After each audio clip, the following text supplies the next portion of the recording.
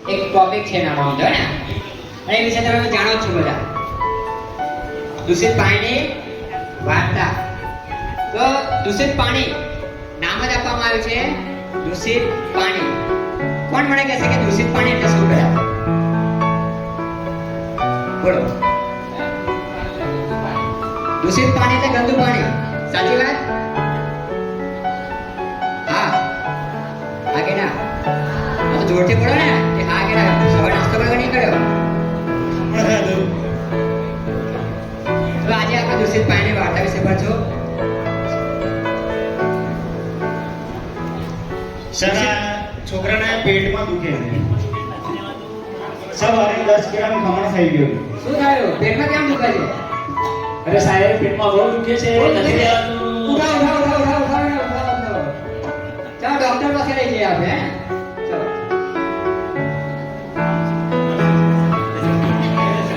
બેસો કરે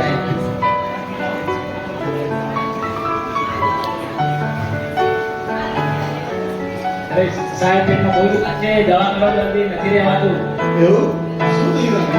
અરે પેટમાં બહુ દુખે છે સવારનું છે એવું લાગ્યું કે સ્કૂલે નથી જવું આવી ગયો સ્કૂલે તો આવતા તો આવી ગયો પણ હવે નથી રહેવાતું બહુ દુખે છે પુતા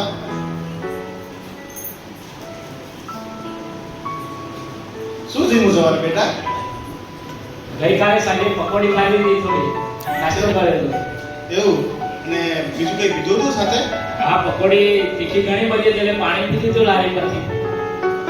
તો પાણી તે કઈ જગ્યાએ પીધું હતું એ પકોડીની લારી પરથી પી લીધું પાણી જો દીકરા બપોરે લાડુની પાણી પીએ આપણે તેમાં ઘણા બધા વાયરસ હોય એક પાણી હોય પેલા તમે પીઓ બીજા કોઈ પીએ કોઈ બીજું વ્યક્તિ પીએ તો એટલા વાયરસ કેમાં થાય બીજામાંથી ત્રીજામાં આ પાણી હોય તો કેટલા દિવસથી કેમના હોય ત્યાં બેક્ટેરિયા હોય વાયરસ હોય એ તમને ખબર છે કે બેક્ટેરિયા પાણી પીવાથી ટાઇફોઇડ જેવા રોગ થાય છે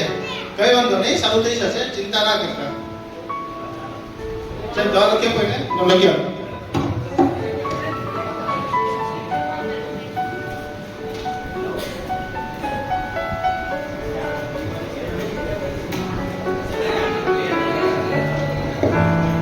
જો દવા સવાર સાંજ બે ટાઈમ લેવાની છે બરાબર અને પેરાસિટામોલ 500 અને લિવોસેટ્રિન છે અને એક આ બોટલ આપો જે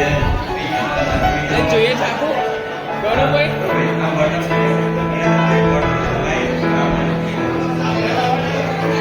બોટલ ને આવે છે પૈસા લાવવાનો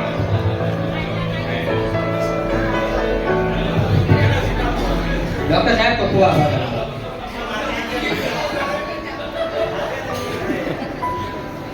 જો આ બાળકને પેટમાં દુખાયું ડોક્ટર પાસે લઈ ગયા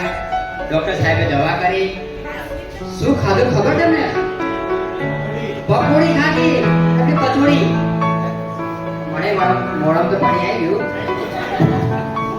રોજ ખાય છે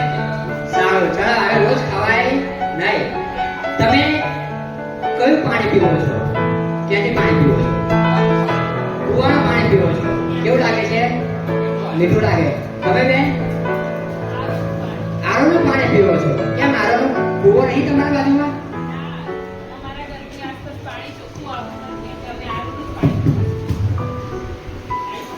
કેમ શું થયું આમને તો ચોખ્ખું પાણી આવે છે તો તમારે કેમ ચોખ્ખું પાણી નથી આવતું અમે શહેરમાં રહીએ છીએ એટલે અમારી આસપાસ ચોખ્ખું પાણી મળતું નથી એટલે અમે આરોનું જ પાણી પીએ છીએ એવું છે ચલો મને કહેશો કોણ કહેશે કે